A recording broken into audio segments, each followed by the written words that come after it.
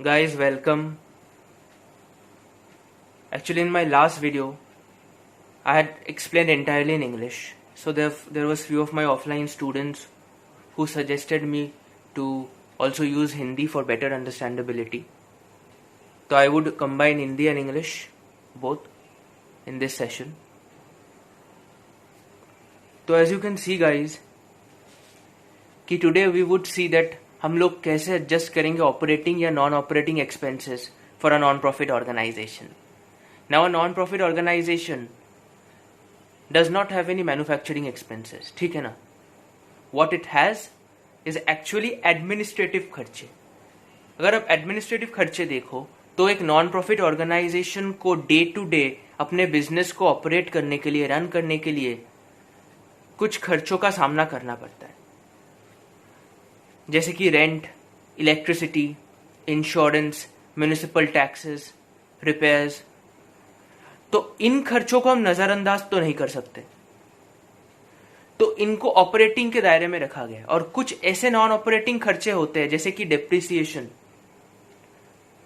इनको non operating के दायरे में रखा गया क्योंकि ये डायरेक्टली तो नॉन प्रॉफिट ऑर्गेनाइजेशन के साथ रिलेटेड नहीं है, लेकिन इनडायरेक्टली कहीं ना कहीं संबंधित है. तो अगर आप इस हिसाब से सोचो कि एक नॉन प्रॉफिट ऑर्गेनाइजेशन का जैसे सब्सक्रिप्शन होता है मेन सोर्स ऑफ रेवेन्यू, उस तरीके से कुछ एडमिनिस्ट्रेटिव खर्चे होते हैं, कुछ ऑपरेटिंग खर्चे होते हैं जो जरूरत है एक नॉन प्रॉफिट ऑर्गेनाइजेशन को करना पड़ता है अपना day to day business activity चलाने के लिए. लेकिन एक चीज अगर आप देखोगे कि क्वेश्चन यहां पे एक ही चीज पे आ जाता है एक्चुअली, कि क्या पेमेंट करना खर्चा है? देखो, सबसे पहला बात तो यह है कि पेमेंट करना खर्चा नहीं है. एक खर्चा को हम तभी खर्चा मानेंगे, मतलब कि एक खर्चा, एक एक्सपेंस को हम तभी एक्सपेंस मानेंगे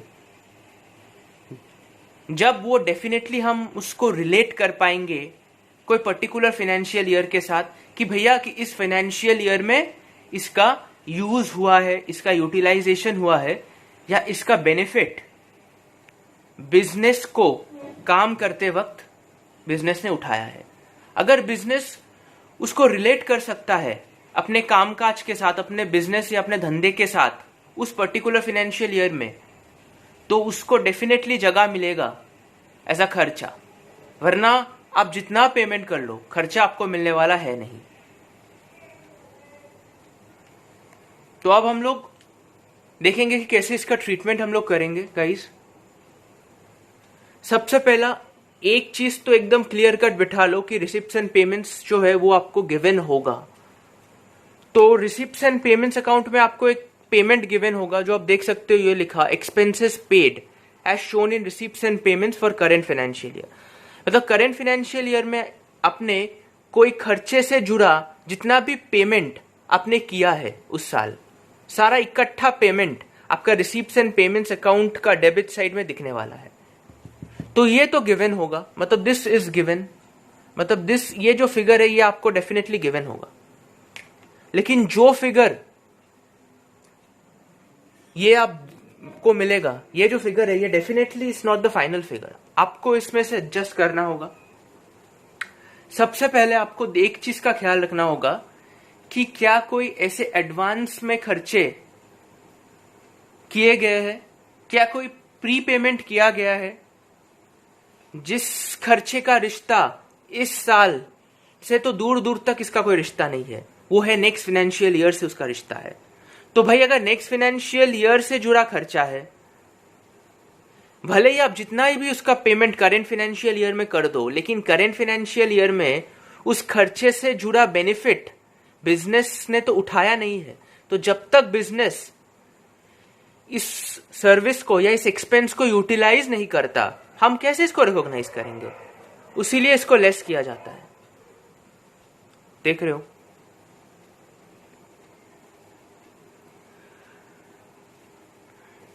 उसके बाद अब हम लोग आगे जाएंगे, अब सेकेंड एडजस्टमेंट में आएंगे.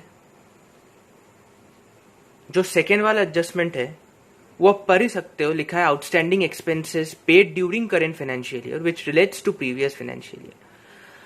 तो इसका मतलब यही है कि अगर आप देखो कि कुछ ऐसे खर्चे जो कि पिछले साल से जुड़ा हुआ है, मतलब इसका भरपूर फायदा पिछले साल ले लिया गया था एनपीओ के द्वारा, लेकिन उससे जुड़ा पेमेंट पिछले साल में हुआ नहीं था, लेकिन उससे जुड़ा पेमेंट इस करेंट ईयर में हुआ है। तो भाई इस करेंट ईयर में पेमेंट हुआ है तो हम क्या करें? इसका तो करेंट ईयर में पेमेंट होने से इसका मतलब ये नहीं कि हम फिर से उसको खर्चा दिखा दे। भाई ये तो पिछले साल से जुड़ा हुआ है, पिछले साल से एसोसिएटेड है, तो पिछले साल इस खर्चे को रिकॉग्नाइज किया गया था, तो इस साल उसका पेमेंट आप भले ही कर दो, लेकिन वो कभी भी दूसरे बार इसका जो है रिकॉग्निशन हो नहीं सकता। तो क्योंकि ये हो नहीं सकता, उसीलिए इसको हमें डिडक्ट करना होगा। हमने डिडक्ट किया उसको। अभी हम लोग चलते हैं तीसरे एडजस्टमेंट पे। अभी आप देख रहे हो यहाँ पे लिखा है कि कोई प्रीपेड एक्सपेंसेस जो कि पे किया गया था पिछले फाइनेंशियल ईयर में, लेकिन वो जुड़ा हुआ है करेंट फाइनेंशियल ईयर से। आप देख सकते हो ये वाला एडजस्टमेंट। देखो ये साफ साफ इसमें लिखा है, या मैंने लिख दिया इसमें, कि कुछ खर्चे ऐसे होते हैं जो खर्चे अभी तक आए नहीं है, मतलब उस खर्चे का यूज होना बाकी है, लेकिन उस खर्चे का यूज होने से पहले ही एडवांस में उसका पेमेंट कर दिया जाता है। जैसे यहाँ पे पिछले फाइनेंशियल ईयर में एडवांस दे दिया गया था, कोई भी खर्चा समझ लो, इलेक्ट्रिसिटी हो सकता है, रेंट हो सकता है, इंश्योरेंस हो सकता है, कि यार एडवांस में उसका पेमेंट कर दिया गया, मतलब पिछले फाइनेंशियल ईयर में उसका पेमेंट कर दिया गया एडवांस में, लेकिन वो एडवांस है, याद रखो वो एडवांस है। पेमेंट भले ही पिछले साल में हो गया था, लेकिन करेंट फाइनेंशियल ईयर आना बाकी था जिसमें इस खर्चे को जोड़ा जाने वाला था बिजनेस एक्टिविटी के साथ, बिजनेस के गतिविधियों के साथ। तो जब तक ये बिजनेस के एक्टिविटी के साथ जोड़ा नहीं जा सकता, इसको रिलेट नहीं किया जा सकता, इसको खर्चा माना ही नहीं जा सकता। तो पिछले साल तो ये खर्चा मानने का इसका कोई नौबत था ही नहीं। तो करेंट फाइनेंशियल ईयर जब आया, तब जाके इन खर्चों को आइडेंटिफाई या रिकॉग्नाइज किया गया कि हाँ अब इन खर्चों का यूज होगा, अब इन खर्चों से बेनिफिट मिलेगा नॉन प्रॉफिट ऑर्गेनाइजेशन को, अब इसको ऐड करो। तो इसीलिए इसको ऐड किया गया। लेकिन याद रखो भाई कि इसका जो पेमेंट है वो पिछले साल कर दिया गया था, इसीलिए ये ऐड हो रहा है as a non cash item. इसीलिए ये जो देख रहे हो आप, ये ऐड हो रहा है as a non cash item. और द लास्ट फिगर जो आप देख रहे हो, इसमें लिखा है outstanding expenses related to current financial year. तो ये जो लास्ट वाला ट्रीटमेंट है, ये तो सबसे सिंपल ट्रीटमेंट है कि कोई खर्चा जो कि आइडेंटिफाई एसोसिएट किया जा सकता है इस करेंट फाइनेंशियल ईयर के साथ, कि हाँ यार इस फाइनेंशियल ईयर में, इस बिजनेस के दौरान, इस फाइनेंशियल ईयर में जब एक्टिविटीज हो रहा था नॉन प्रॉफिट ऑर्गेनाइजेशन का, तभी इन खर्चों का इस्तेमाल यूज किया गया था, लेकिन इससे जुड़ा जो पेमेंट है वो इस साल हुआ नहीं था। अरे भाई पेमेंट तो सेकेंडरी चीज है, इररिलेवेंट है। पहले तो मैंने कहा था कि यार खर्चा होना चाहिए। खर्चे को सबसे पहले आइडेंटिफाई करो कि क्या वो उस फाइनेंशियल ईयर्स के साथ तुम रिलेट कर सकते हो। अगर कर सकते हो रिलेट, अगर कर सकते हो आइडेंटिफाई कि हाँ इसका इस्तेमाल, इस खर्चे का इस्तेमाल, इस खर्चे से आया हुआ बेनिफिट इसी करेंट फाइनेंशियल ईयर में ही नॉन प्रॉफिट ऑर्गेनाइजेशन इसका लुफ्त उठा रहा है, तब जाके इसको खर्चा की तरह रिकॉग्नाइज करोगे तुम लोग, भले ही इसका पेमेंट ड्यू है। इसीलिए आउटस्टैंडिंग एक्सपेंसेस तुमको दिख रहा है, इसको ऐड कर दिया गया। तो तुम लोग देख सकते हो गाइस कि ये जो एडजस्टमेंट है, ये वाला जो एडजस्टमेंट है, दिस इज नॉन कैश। मतलब पिछले साल में इसका पेमेंट हुआ था, लेकिन क्योंकि ये खर्चा इस साल से एसोसिएटेड है, उसीलिए ये जोड़ा गया था। और ये वाला भी नॉन कैश है, मतलब, और ये वाला भी आप लोग देख रहे हो ना, ये वाला भी आप लोगों का नॉन कैश है, ये वाला भी सर आप लोगों का नॉन कैश है। क्यों? क्योंकि खर्चा इस साल से एसोसिएट कर लिया गया, इसी साल के एक्टिविटीज या बिजनेस ऑपरेशंस के साथ नॉन प्रॉफिट ऑर्गेनाइजेशन ने इस खर्चे को जोड़ लिया है, पहचान लिया है, लेकिन पेमेंट नहीं हुआ है। पर क्योंकि खर्चा है इसी साल का, तो हमने रिकॉग्नाइज किया इसको ऐड करके। तो ऊपर से अब नीच तक आप लोग देखेंगे कि इसके साथ अब ये जो फिगर है, इससे पहला 2 फिगर्स अब हम लेस करेंगे और थर्ड और फोर्थ वाला ऐड करेंगे, तब जाके आपको फाइनली जो मिलेगा वो एक्चुअली आपको खर्चा मिलेगा। जो खर्चा हम इनकम एंड एक्सपेंडिचर में आप भरपूर तरीके से डेबिट कर सकते हैं, ये मान के कि ये खर्चा इसी साल से रिलेटेड है, इसी साल से एसोसिएटेड है, that means it can be identified, associated and related to the business operations of a non profit organisation in this current financial year, that comes to this amount। तो आप लोग देख सकते हो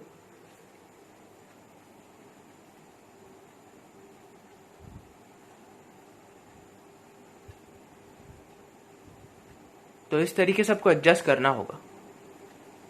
अब मैं बता देता हूं कि कौन सा फिगर आपको कहां गिवन होगा। ये वाला फिगर आपको रिसीप्ट्स एंड पेमेंट्स अकाउंट में गिवन होगा, ये वाला फिगर। दूसरा वाला जो फिगर आप देख रहे हो, prepaid expenses paid during current financial year, ये वाला आपका क्लोजिंग बैलेंस शीट पे शो होने वाला है, क्लोजिंग बैलेंस शीट पे शोन।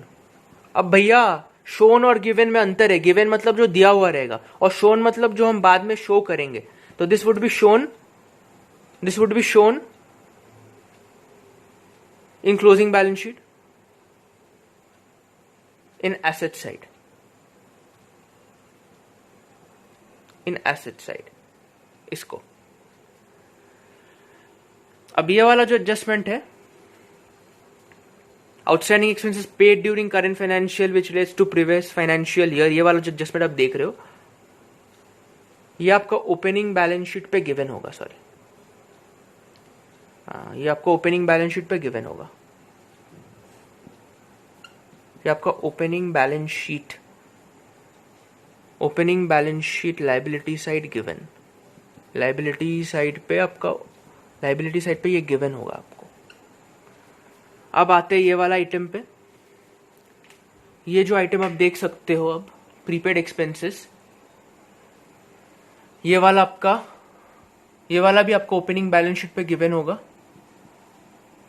ये भी आपको ओपनिंग बैलेंस शीट में गिवन होगा इन एसेट साइड।